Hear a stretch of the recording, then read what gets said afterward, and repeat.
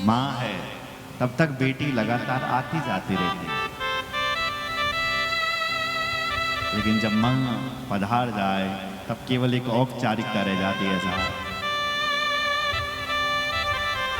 तो आज सती जी को लगा मुझे तो अपनी माँ से मिली तो ये माँ जिंदी है, माँ से मिली। सादर भले ये मिली एक माँ, सादर भले मिले एक माता, सादर भले मिली एक माँ, सादर भले मिले एक माता।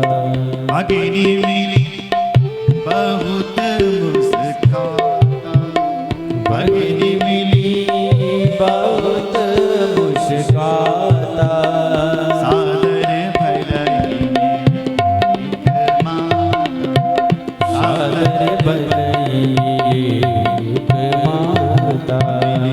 एक माता।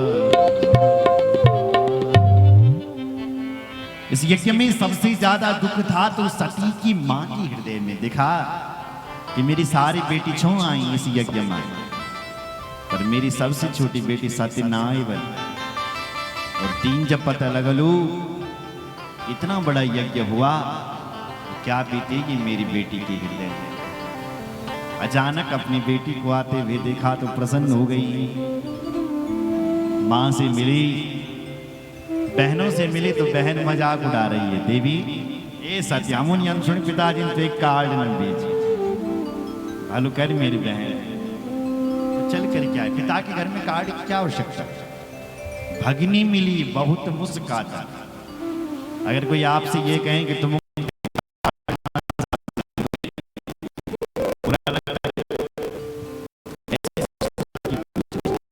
थोड़ा सती जी को बुरा लगा। और उसके बाद मां सती के बाद पिता से मिली, लेकिन पिताजी ने मुंह ही घुमा दिया अपनी बेटी को देखकर। उसके बाद मां सती उस यज्ञ में गई।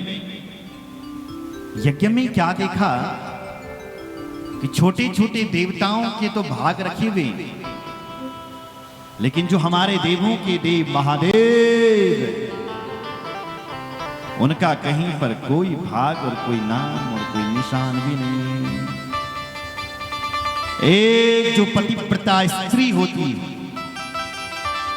वो अपना अपमान तो सहन कर सकती है, लेकिन अपना पति को अपमान न सहन कर सकती बन। इसलिए इनको बहुत बड़ा क्रोध आ गया। अरुद्र भागम तमवेक्ष चात्वरम पित्रा च देवे कृतहेलनं विभो अनादृता यज्ञ सदस्यधीश्वरी चुकोपलोका निवधक्षति रुषा। भयंकर क्रोध आ गया किसको? मां सती को। आज ऐसा लग रहा है कि मां सती दसों दिशाओं को दग्ध कर देगी, भस्म कर देगी, जब भगवान शंकर का भाग नहीं देगी। अपने पिताजी को ललकारना शुरू कर दिया, डायरेक्ट कर दिया, तुझे इस गद्दी को पाकर के इतना घमंड आ गया है, इतना अभिमान हो गया है कि तूने उन भगवान शंकर का अपमान किया है जिन भगवान शंकर का नाम लेने मात्र से सारे पाप मिट जाते हैं। यद्वैक्षरम नाम गिरेतम नृणाम सकल संगा अगम संकट।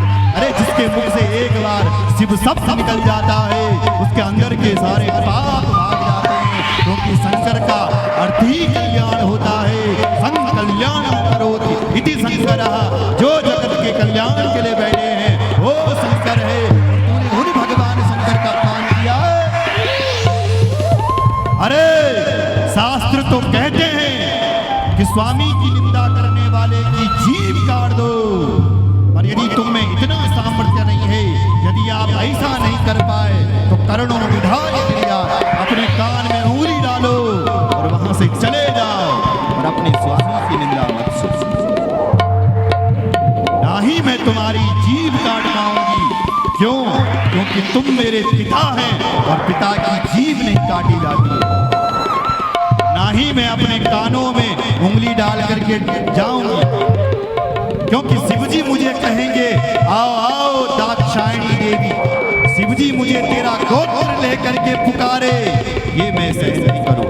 गोत्रम त्वदीयम भगवान यदाहा प्रसवध्वजा दाक्षायणी सहसाहं भवन्ति मनः।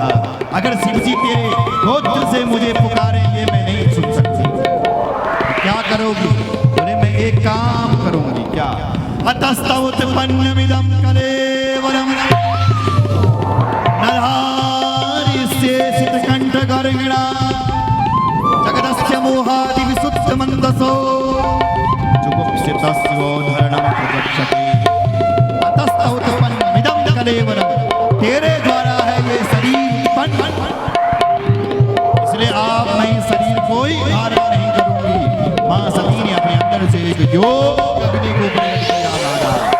इसी योग अग्नि में सत्य प्रज्वला समाधि जाती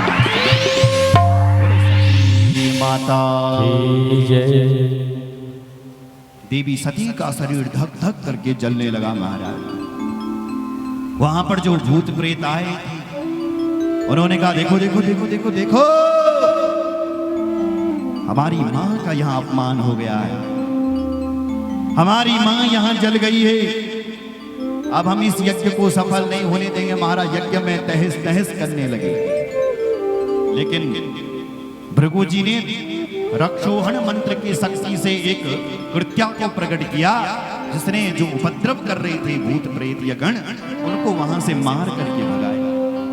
गण सब भगवान शंकर के पास गए। मारे भगवान शंकर को सुनाया समाचार। भगवान शंकर ने जैसे ही सुना कि मेरी पत्नी वहां उस यज्ञ में जल करके राख हो गई है सती, भगवान शंकर को भयंकर क्रोध आ गया। शिवजी ने नारद जी को याद किया, नारद जी ने प्रणाम दिया। हाँ महाराज, शिवजी को क्रोध, वैसे हमारे बाबा को कभी क्रोध नहीं आता, ये भोले हैं सात दुनिया के लिए, लेकिन जब शिवजी को क्रोध आता है